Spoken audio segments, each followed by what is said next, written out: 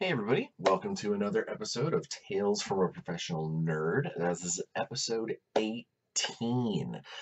If episodes were years, my little vlog here could vote or go and join the military or get into a non-alcoholic gentleman's club or lots of other things. 18 is apparently, or go to jail for a felony. Um, I don't know where to go with this. Regardless, today's episode, I normally like to start everything off with the week in Bryan. In this case, it'd be the 2 weeks in Bryan because last week was a very short intro to give you the Gen Con charity game, the Spelljammer game, which I hope you guys enjoyed. I know it's a long video. I know there's some hiccups in there as far as like the editing and stuff went, but we had a blast, and I hope you guys got to watch it and show your friends and get inspired to maybe play some Spelljammer of your own, or poke the cats at Watsy to be like, "Hey, Bryan knows a lot about Spelljammer. He should do some Spelljammer stuff." Um, but today's episode, rather than getting into any deepness or anything like that, we're going to do a very quick the last couple weeks in Bryan, and then we're going to get into the topic because the topic actually kind of has to go with the uh, my recent past. Things have been a little crazy. Um, as I mentioned in previous episodes, uh, I'm never going to really sugarcoat how things are going. This is partially for me to get my brain straight and all my ideas out, as much as it is to give you guys information and have cool videos online and talk about stuff. Um, the last couple weeks have been kind of hard for the Bryan and the rest of the Steel household.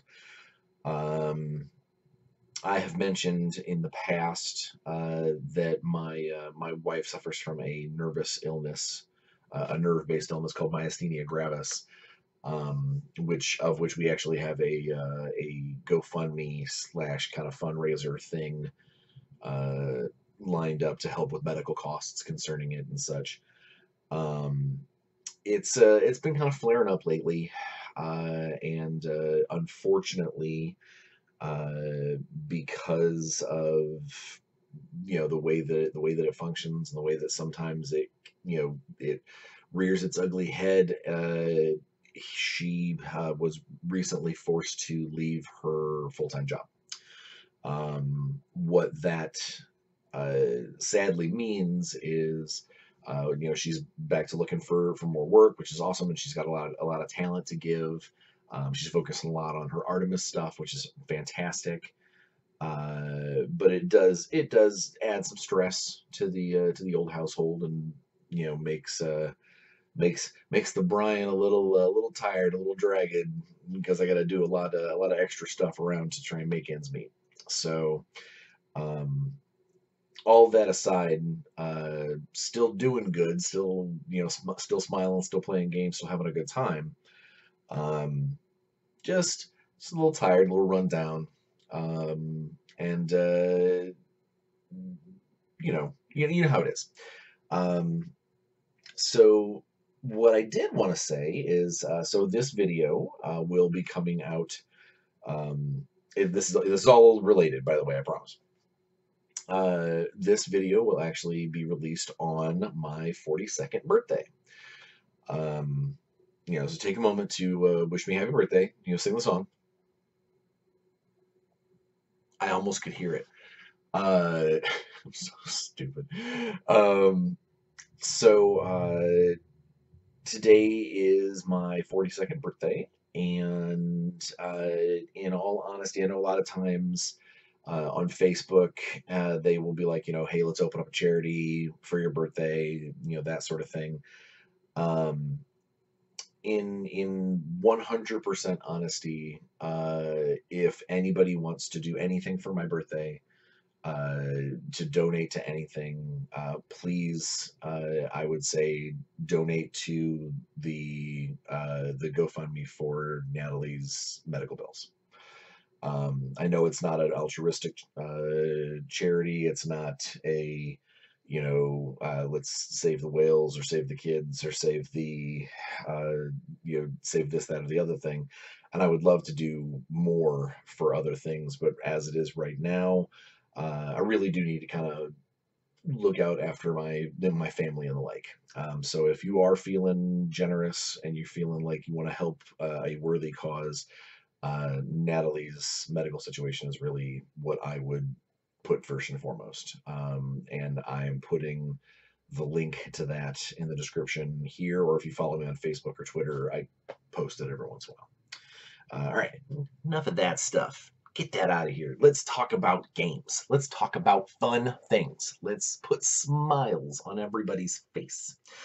All right, so 2 weeks ago, we had Gen Con. And Gen Con is the as the ads say, the best 4 days in gaming. And I don't know whether or not it lived up to the name for everybody, but I had a blast. I haven't been to a Gen Con as an attendee and not working it in over a decade. It's been a long time. Where yeah, I did run the charity D&D Spelljammer game, but that wasn't work. That was fun. That was me getting to play as a DM for a minute. But it was good. It was a good time. I missed out on seeing so many people. I forgot when you go as an attendee and you've got a schedule to keep and you've got, lifts that you have to get to be able to get from where you're staying to where you're playing, and what time you've got. And you've got, that I've got so many people that I know and want to see and people that I love and cherish that come to Gen Con every year. There were people that I simply just did not see. And as an attendee, I'm roaming around, which means I saw my Facebook would ping, and I would be like, oh, hey, there's a person that I know over here. Let's go see that person. There were people that I only normally get to see at conventions that I didn't get a chance to because I either just didn't get over to their booth or didn't cross paths.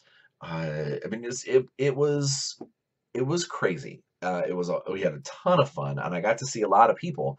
But for anybody who watches this, who I didn't get a chance to see you at Gen Con or we didn't run into each other, I miss you dearly. And even if it was someone who I saw and it was a blur, here's a hug, we both got to go to two different places, or I've got an event in 10 minutes, I'll catch up with you after, and it never happened. Please, please, please accept my apologies that it didn't come together, and hopefully we'll cross paths again soon. It is really, really busy. It's a busy time for everybody. And if there is one thing that I realized, aside from meetings that I had specifically had scheduled,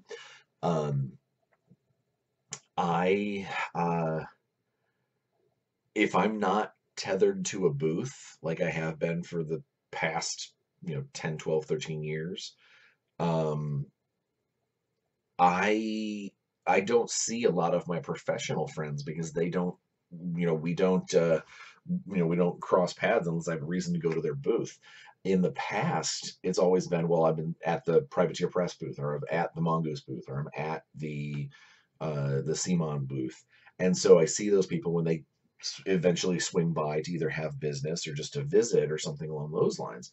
And because that didn't happen, because I'm in motion and they're in motion in a place that had 70,000 attendees, it's like two ants in the hive. I may have run into them, I may have bumped into them, I didn't, or if I did, it was like a high five, see you later. it was crazy. It was crazy. It was a blur. It was so much fun. Um, I got to let's see, I got to play in a Call of Cthulhu game run by a gentleman. I can't remember his name. I should have wrote that down. But he seemed like he had run a lot of Call of Cthulhu in the past. Um, it was the new Call of Cthulhu seventh edition, I think, is the edition that game set is on. Um, and so that was uh, that was fun. I was a little shocked. So little background here. This game, this Call of Cthulhu game, was organized as far as like who was playing by my one of my best friends who lives unfortunately several states away, also named Bryan. Who organized and made sure that myself, a couple of our Chicago friends, his family from his gamer family from the South Bend area, I think, um, and myself and him, that we all had tickets for this one event, and so we all kind of descended upon this guy's table as a bunch of people that at least tangentially, knew each other. I don't know his nephews very well, Brian's nephews, but I know them well enough that I don't have to pull punches with my role playing. But I did. I there was one of all the in that game. There was one person, one chair that was filled by a random happenstance gamer, someone who bought a spot for that her name was Astrid, and I kind of wish I caught her last name or gave her my business card or something so we could have so I could connect with her afterwards to show her the video and talk about this. Um, but she did fantastically well in a situation of basically getting sat down with a bunch of people who either knew each other for many, many years or knew each other enough that there was a lot of interaction just right out of the gate. And she hit the ground running and she knew how to handle us, and it was a cool game. I still firmly it was set in modern times, so it was set in now times, whereas most Call of Cthulhu games are set further back in like Gumshoe era, and where you can where you have that kind of, you have to physically investigate everything. It takes a little bit of the horror out of it if you can pull up a Google map on your cell phone, or uh you know dial the home office and be like, hey, do we have any of this on file? um it takes a little bit of that mystery and that noir out of it if you can just pull up a smartphone. um but that being said, we were all a bunch of federal investigators or agents, and we all had weird different backgrounds, varying. This guy's a doctor of anthropology, this guy is a psychologist. When the game master handed out the characters, he handed us uh basically two sheets. One was a game sheet, and the other one kind of like our personality. And at the bottom of the personality was the dark secret, the what you don't want the rest of the players to know. And from what I gather, most of the people's dark secrets are, oh, I'm a kleptomaniac. You're always going to be taking stuff, or you are you're a painfully dry skeptic, because when you were a child, you had a supernatural event happen around you and it scarred you for life. So now you are completely skeptical that none of it actually really exists, and that was just childhood trauma. We had one, Astrid actually got to play someone who had hidden psychic powers. She was a kind of a extrasensory sort of, get the feelings, clairvoyant, sort of more like an empath. And while he's handing out the sheets, he mentioned that some people's dark secrets are worse than others. and that depending on everyone's level of comfort, um, that those, some of that stuff might come out during gameplay. And so I looked down at my sheet, I lift it up and look at my dark secret, and it pretty much straight away says that my character was a horrible, horrible human being in high school and college, and I was a serial murderer, effectively like a serial murderer of lots of things. But in my later years, I used the Bureau to become almost like Dexter, a serial murderer who uses other murderers and judges them, and it was crazy. But it did mean that I knew pretty much right off the bat that I'm playing a villain. I'm a player character. I'm here to try and save the day, but I'm doing it because I at any given time I might track somebody down on an alley and you know. But we had a good time, and very early on, the game master basically was like, "All right, kid gloves are off," and dropped some pretty heavy racist tones in the bad guys that we were dealing with, and the area of the country was a throwback to a worse time.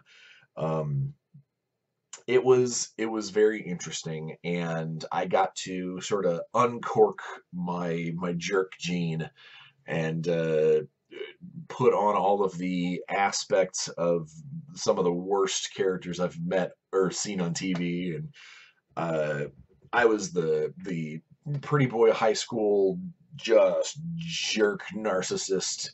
Oh, it was pretty bad. I dropped a few, heavily misogynist, sexist terms, and uh, I did my best to paint me as a bad person, and I think as the game progressed, I think they got the gist of it. Um, During the game, we eventually, I'm not going to go through the whole thing because there's more stuff I want to talk about. But during the game, we're tracking down basically a serial killer. There's some missing children, and we get the idea that they're not missing, they're not runaways. Um, Obviously, we are led to believe that it's some kind of monster stealing them in the night.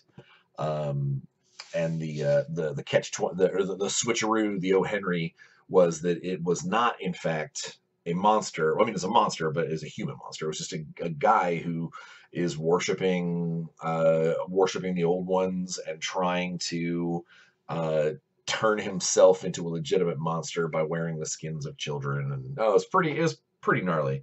But we get to this guy's house, his apartment, and it's myself and another agent getting ready to kick in these doors, and the bad guy reveals himself to be not just sick. I'm not going to go into it because I don't want to graphically depict what was being graphically depicted for us, but needless to say, it was some awful, awful stuff.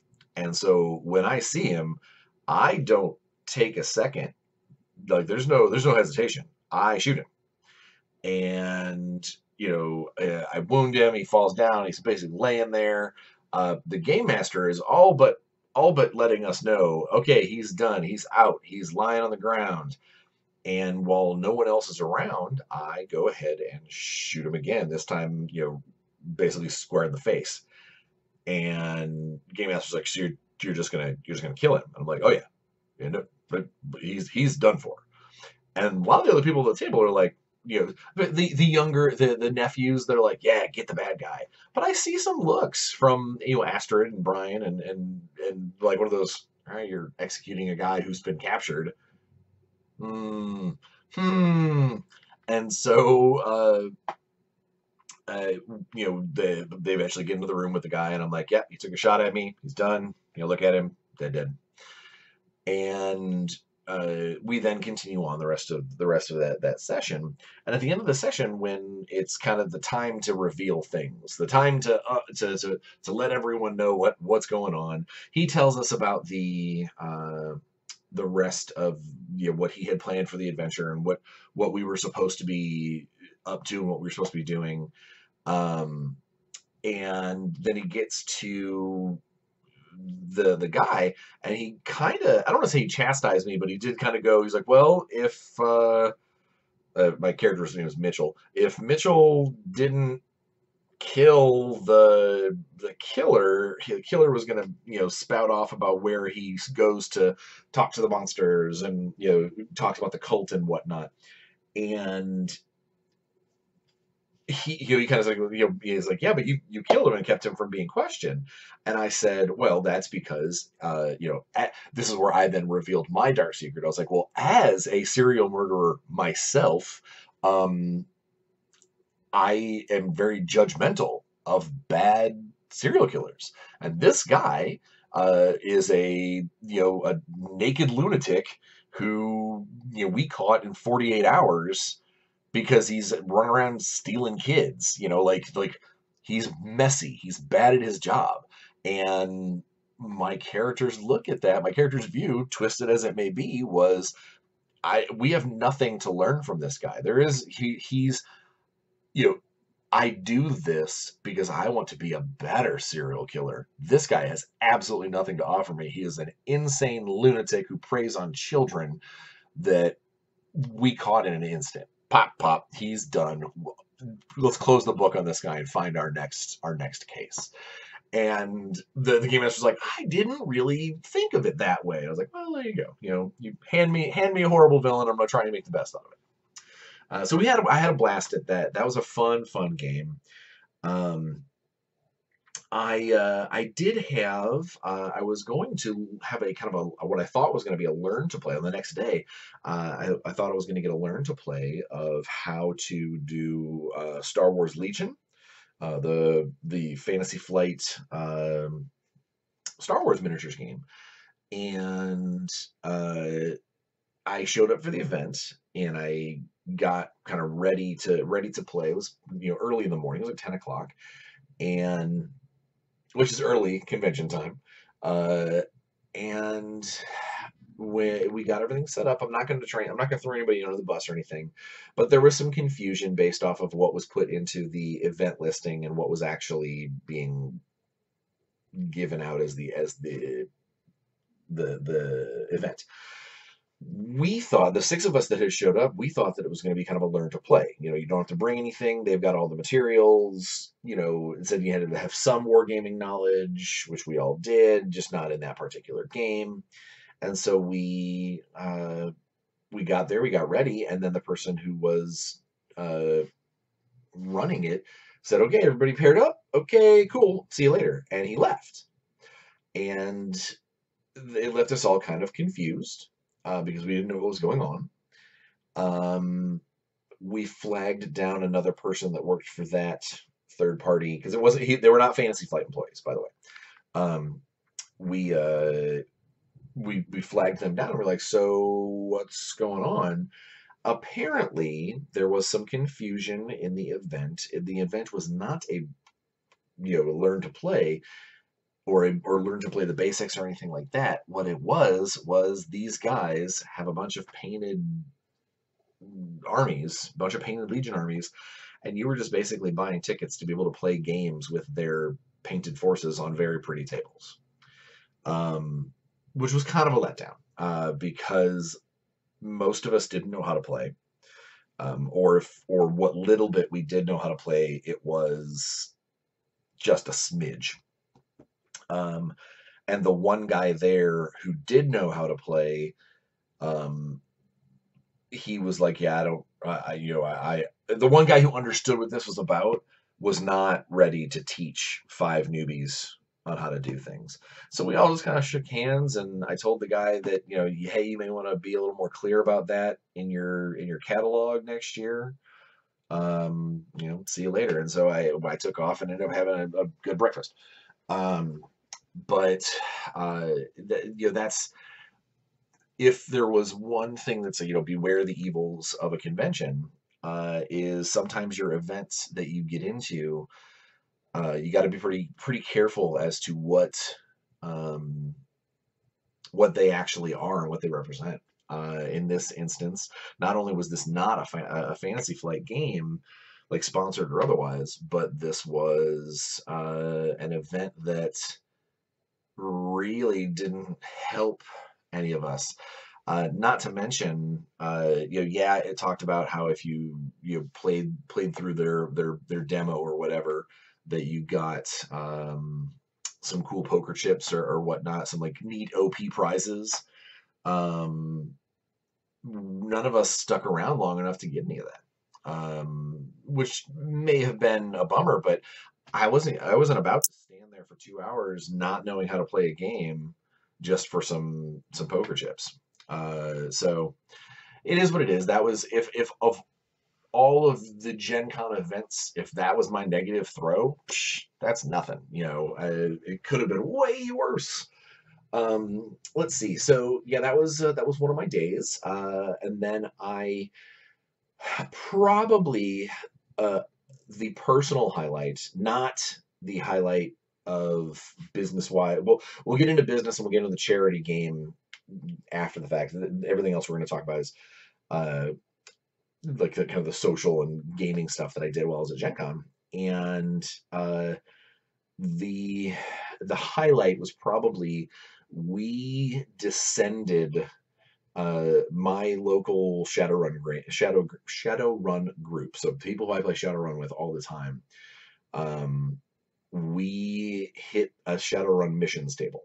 So if you're not aware, Shadowrun missions is an organized play storyline that goes through various seasons of connected stories and connected scenarios and missions that your guys go on that give your characters experience, contacts, specific, cool items, things like that, that you can then take to other games or game stores or conventions or whatever that are running missions.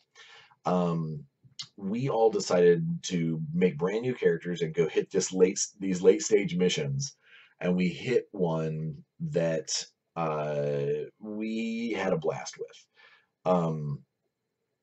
A lot of times Shadowrun is kind of like the default setting for Shadowrun is almost always Seattle, and it has been since the late 80s, 90s, early 90s, whatever Shadowrun came out. And this particular mission took place in Neo Tokyo, which is drastically different. It is not a Shadowrunner's best friend. In Shadowrun, you tend to be, you live off the grid. You're armed all the time. You're always ready for trouble.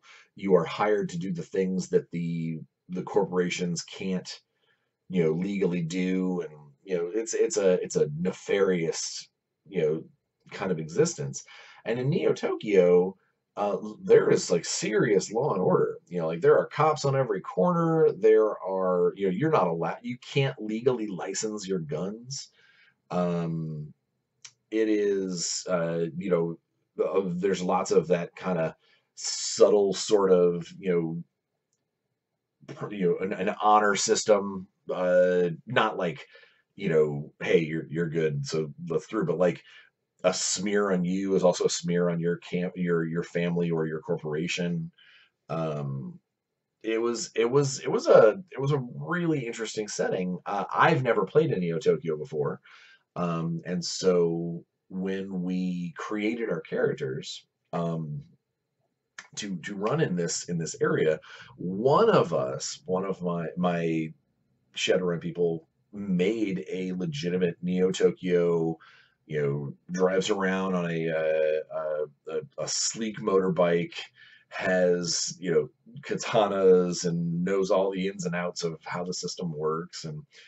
And then we were running around with a couple of trolls, just big thug monsters, a technomancer who, uh, if it wasn't for the fact that he had access to spooky techno magic, he would have been just a pushover. Um, we had a gunslinger type person, which, of course, if you think about it, really doesn't sit well in Neo Tokyo. And then my character, I made a social butterfly. I made a face, basically the negotiator, fixer, social lubricant, who also happened to be a satyr. I made him extremely flippant, uh, believed that life is better through chemistry, and carried copious amounts of illegal narcotics on him. It was it was not a character that was friendly to Neo Tokyo, or rather, Neo Tokyo was not friendly to me. And we had, I mean, it was rough. It was a rough scenario. I don't want to give away any of the secrets because these missions are ongoing, and so there are people that might not have played in that particular mission. So I don't want to give away any of the secrets, but there were, there's double crossing, and there's rock stars, and like it was it ran the gamut of, are we fighting people in the streets, or are we in penthouse apartments doing Nova Coke in a bathroom? Like it was a good mission. It was a good mission. The guy who ran it, oh man, I can't remember his name. Patrick? I don't remember. He did a great job. He was one of the catalyst volunteers. He did an excellent job. And we had a blast. I mean, it did not go well for us. My guy spent an evening in a Neo Tokyo holding tank, the Neo Tokyo Police Department holding tank. One of us nearly got arrested for having an assault rifle. It was the kind of game where when things go bad, you just go, all right, I guess this is what's happening now. But we really did. We had a good time, and it is very rare. So two of the people involved in the game, it was are some of my best friends, uh, different Bryan and Nick, and the two of them are actually the people who game master for Shadowrun for the games that I'm in. So it is extremely rare for those guys, those game masters, to get a chance to get out from behind the screen and go run in the shadows as players. So that is something that I'm very much looking forward to doing more of, is getting those cats out there, getting them out to play. And now that I'm more directly involved with Shadowrun, with the Sixth World stuff that I'm working with Catalyst, I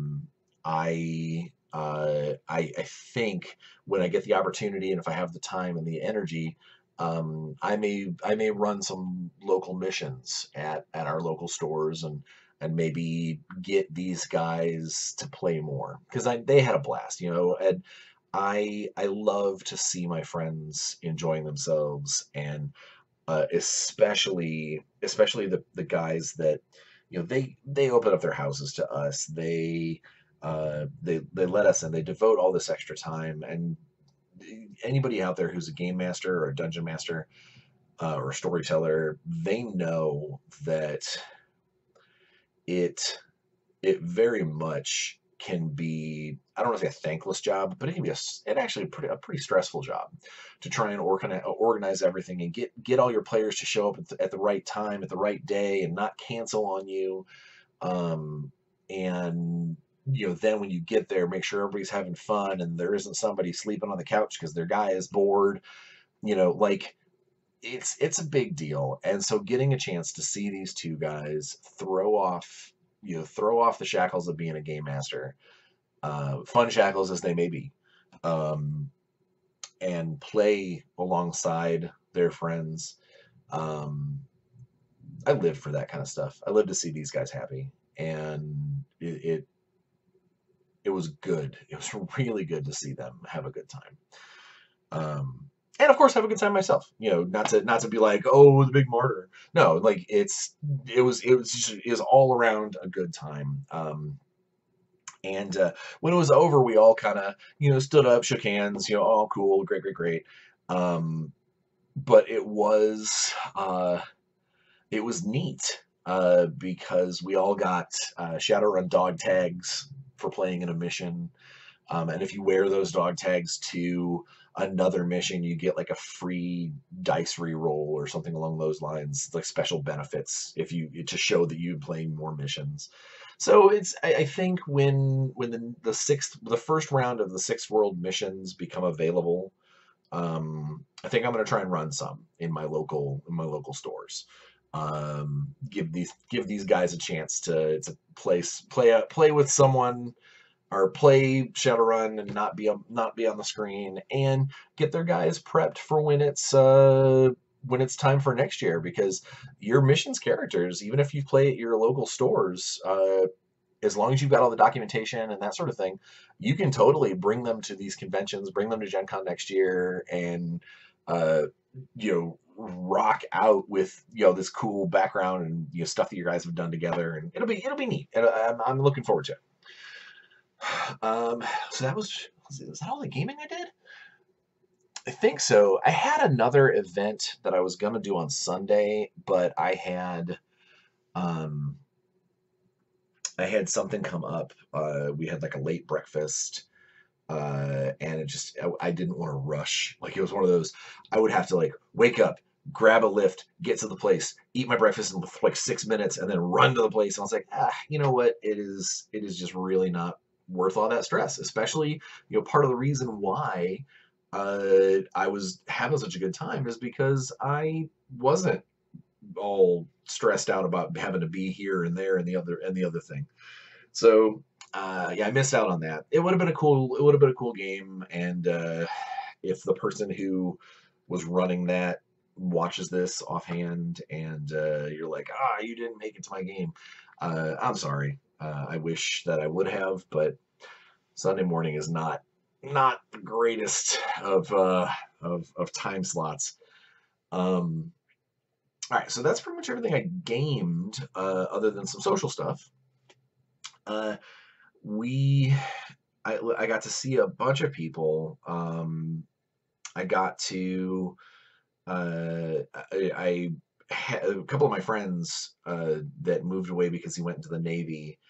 I hadn't seen him in a long time. Even the couple of times we've come into town, I've just been busy, or paths haven't crossed.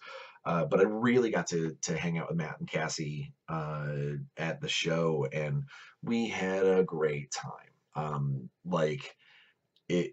I thought it might have been awkward because it's been such a long time distance. Not even remotely. Guys, he's my little brother basically, and my little brother and his wife, and it was like they left for the Navy yesterday or the day before Gen Con. So that was great. It was really good to see those guys. And we played a game. Oh, I don't remember who made it, but Cassie had it, and it was called like Buzzed Words. Oh hell, I don't remember. But it is a drinking game. It's a grown-up game. So I don't know if anybody out there who has played or remembers a game called I Never, or sometimes it's called Never Have I Ever. And it's an old sit around the room drinking game that you used to learn about people. And it's a pretty drastic icebreaker type game, where in the original game, the way it works is you go around in circles and you say, never have I ever do this thing. And whatever you say, if you're playing the game and you have done that thing, you're supposed to take a drink. And of course, because as we do, the topics get weird and risque, and sometimes, in the case of many times for people who have known each other for long times, some of the questions get very, very pointed, like very specific things that about your best friend that you're pretty sure that no one else this has happened to. and you needle him with it. Be like, never have I ever driven across campus with nothing but a sock on, and it wasn't on my feet. Oh, because this person has done that. They drink. Everyone laughs. You know, it's times like that during Never Have I Ever is that when you try and hit somebody with a very specific thing, and like the other person drinks, and you're like, what? Really? That's weird. I thought he was the only weirdo. You're the weirdo too. Um, and so that's the I Never or Never Have I Ever. This other game, this card game, and I say card game because there's cards involved, but it's not actually like you don't have like a hand of cards or anything like that, and no one wins. Um, you you just read the card, and the card will have basically a pre-printed Never Have I Ever style thing. Like one of them was take take 2 drinks if you forgot to call your mom on Mother's Day. One of them was jump on your get on your phone and play the intro to "Lose Yourself" by Eminem. Anybody who doesn't know at least the opening lyrics drinks. Little things like that, and they ran the gamut. Some of them were pretty deep. I know I got one that I had to make a toast to what this game and French and currently my evening and friendship meant to me, and I got all deep and philosophical. Um, and then even though it's not really a question or anything, it was just like, and then everyone raised their glass for cheers. So it was a fun game, and I wish I remember what it was called. Cassie, Matt, if you were watching this, put it in the comments so people can find it. Um, but it was fun. We had a great time. We were also celebrating my one of my best friends, Nick. His wife passed calculus and is headed off to grad school as of that night. Um, so she had become a grad school student as of that evening, and we were doing lots of celebrating with her, and it was a really good time. Earlier in the night, we got to hang out with one of our close friends who was working the show. Diana was she works for Level Up Dice, um, an awesome company, by the way. And she got to hang out with us for a little bit, and then had to head off and go do other things because she was going to have a crazy early work morning. The hazards of working a convention, unfortunately. But we did get to hang out with her for a little while. We got to go out to dinner, have a couple of drinks. So that was nice. It was again. It may have been some of the people that I see all the time, but it was also a lot of people that I never get to see. And we were able to kick back and really enjoy ourselves. And that for me, that's what some of these conventions, yeah, it's work, yeah, it's business, and it drums up money so I can pay bills and sets up contracts for the future, and I'm kissing hands and shaking babies, but it is definitely, for me anyway, uh, an opportunity to have the social interaction that I have said since the very beginning. You guys caught me on my blog at the very beginning. That's what games are for. And a gaming convention is no different. It's just a different kind of game. In fact, I could get real meta and be like, someone should make a board game about, like, make Gen Con the board game. Um, hmm. uh, Either way, it was a lot of fun, and on a personal gamer social level, I really needed it. This year has been a little rocky. It's been kind of tough, and it was really nice to see all the people that I did. I wish I could have saw more people, and hopefully in the next months, I'll be able to start setting up some dates for some new ones. I know in October I'm going out to Dragonfall as a guest, which will be a lot of fun. That's going to be a great show. Um, and if you're in the Chicagoland area in October, you should totally swing by and play some games. We'll enjoy ourselves because that's going to be super fun. That's going to be a blast. Um, and then I think after that, the next one is might be Adepticon, GaryCon. I'm not 100% sure. Either way, super fun, great time, and I am really looking forward to more conventions as a freelancer in the future. Now, all of the fun social stuff aside, I also did some business while I was there. We all know, because we all watched the episode last week about the Gen Con charity game, so we all know that I ran a Spelljammer 5th Ed adapted, my version of 5th Ed Spelljammer D&D game for charity, starring a bunch of industry guests. Sadly, with one cancellation right at the very end, right at the before it was supposed to go on, one of the players had to back out because of unfortunate circumstances. But with what we had a blast. I hopefully speak for everybody that they enjoyed themselves, that they enjoyed the game, that I did an okay job dungeon mastering for them. I plan on doing more. In fact, one of the players, Richard, he said that I should try my best to keep bringing back the Wormstar 2 for new scenarios and new adventures every year. And even if I have to change out some of the crew because not all the players can make it for the charity game, that sort of thing, just have it be this revolving door crew for the ship. And I think I might. I think when it gets around to setting up for Gen Con again next year, that you might be hearing more about the Wormstar 2 and its not so maiden voyage.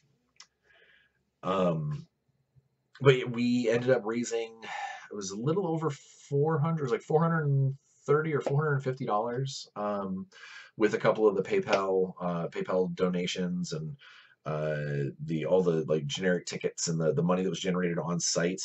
That was something else. It was I knew we were going to do okay, but I did not expect the flow of cash and the players to come up or the audience members to come up as much as they did to give, and it was awesome. We had a great time. I did learn that next year when I do another one of these charity events, I have to do 4 hours. I can't do 3.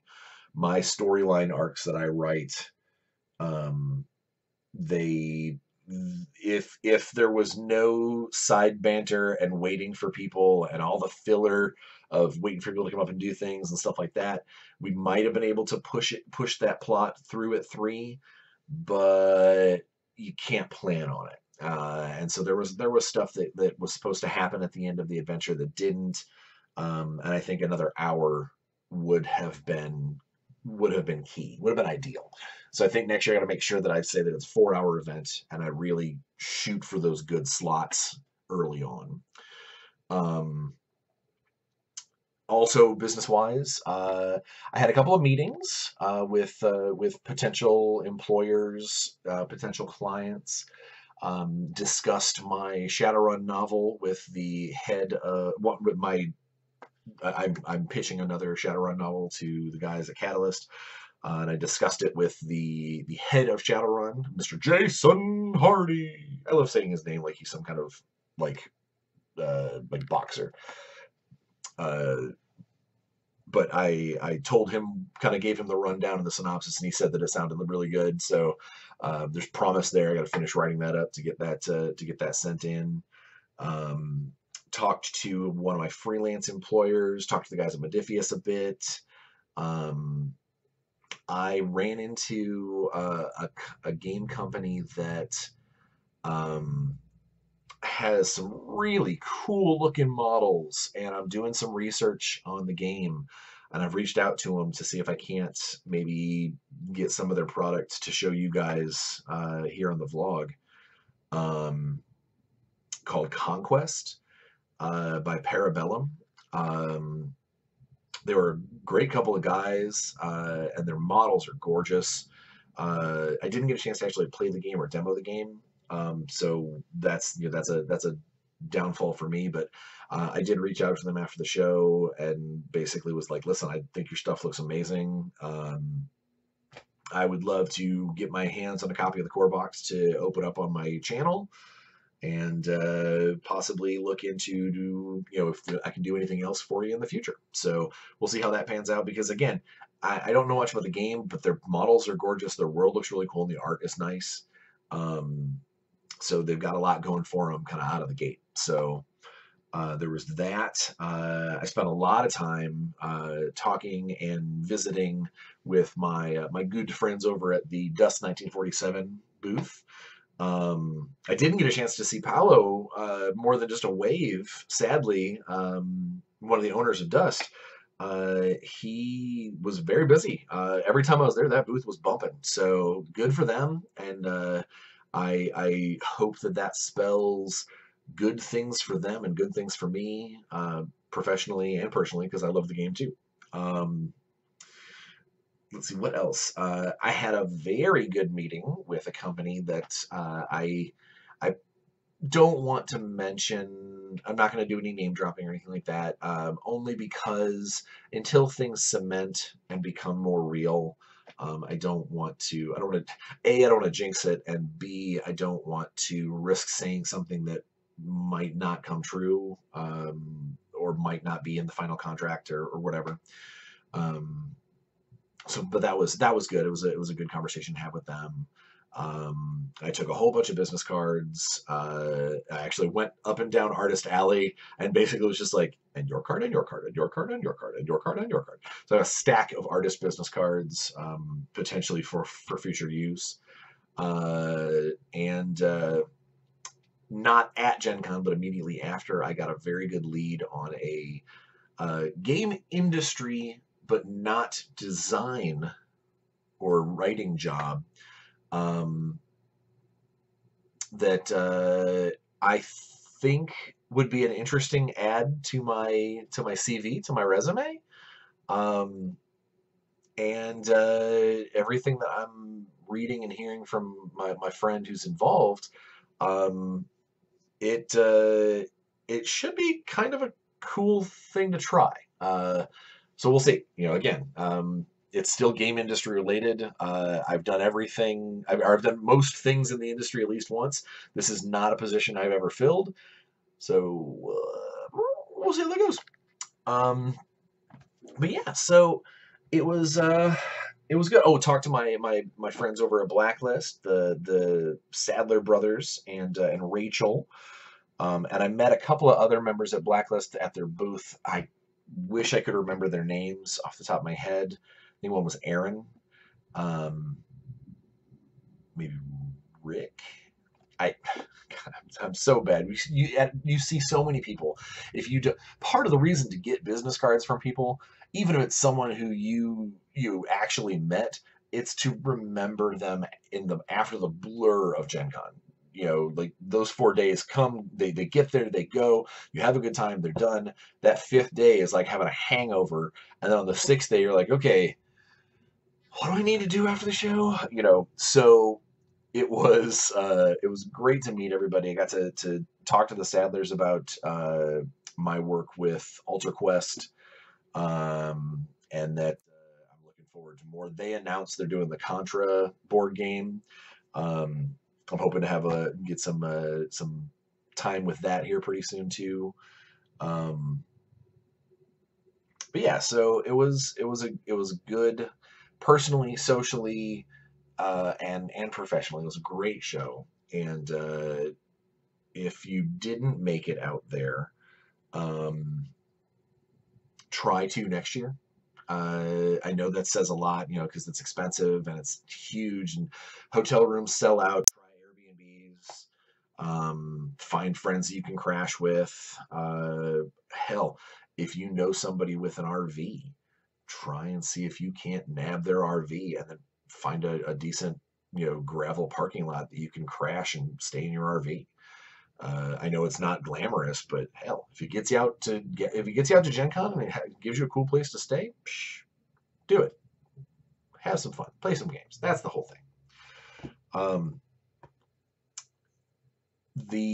I know I'm already starting to look forward to try and figure out what events I'm going to run next and where at. I know I've got some stuff at Dragonfall, but like at GaryCon, I plan on trying to run some more celeb events, some more charity stuff, or just maybe sit down and have a good time and see what happens. I'm not again. This whole not working for anybody in particular at any given time thing is new to me. I've been doing it a while and I've done it off and on, but right now in this moment in my career, there's a lot. I'm having more opportunities than I ever did before while I was freelance, and it's a very interesting and refreshing feeling, and so it makes these conventions even more interesting and fun. They're coming up real shortly, like in the next month. There is an episode. There is a convention that I was talking with the organizers to try and get out there as an industry guest. HawaiiCon. I was going to join Stefan from Dwarven Forge, Satine, Phoenix, and Luke, and a handful of others. Luke Gygax. I was going to join them out there at HawaiiCon to roll some dice and play some games and have a blast. But sadly, this year it just really wasn't in the cards, both financially and time to project. It would take a big chunk out of the projects that I'm working on. So unfortunately, it isn't going to gel this year. I will already start. I've already started talking to one of their organizers. He's going to be out at GaryCon. He and I are already going to meet to start talking about next year's HawaiiCon, see if we can make that happen. Because I would love to be able to do a Tales from a Professional Nerd from the beach. Either way, I'm sad that I'm not going to get to go and not going to get, because it's a much smaller show, and the small shows you tend to be able to get kind of intimate with your friends, and I would love to get to actually play a game with Luke and Stefan and Satine, instead of watching their games on Twitch, or just missing them because of a dinner or something like of the sort. It's the life of working at a convention, and you throw in 5 different lives, 6, 7, 8, 9 different lives, all working this convention. That's 9 schedules. It is the epitome of herding cats, or trying to make that spider web work. And so I'm hoping some of that will get to unfold a little better at GaryCon. And then at next year's HawaiiCon, if everything gets set up the way I hope that it will, I will gladly run some cool events out there, and hopefully get to show you guys kind of what some of these smaller, more exotic game conventions, instead of the gigantic 70,000 person Gen Con. Yeah, so I'm getting toward the end here, and basically Gen Con was a blast. Conventions are a blast. I love doing them. I hope to do more next year, both working them, running games, playing, showing up, and just being like, all right, cool, let's do some stuff. If you have a local convention, like the subscribers, if you have a local convention that you think I might be interested in, showing up, playing some games, running some games, or whatever, send me the link, put it in the comments. If I can find a way to make it work, if I can find a way to make it happen, talk to the organizers about hotel space and things like that. If I can make it be a thing, I will gladly come and play games because this is my life. This is what I do, and I wouldn't I wouldn't change it for the world. So until next week, when I got to figure out a new topic for next week. Uh, Thank you in advance for any well wishing and donations for my my golden 42nd birthday, and hope you're having a good time. Everybody's safe and happy and healthy, and have fun. Go out there and more than anything, play some games. See you next week.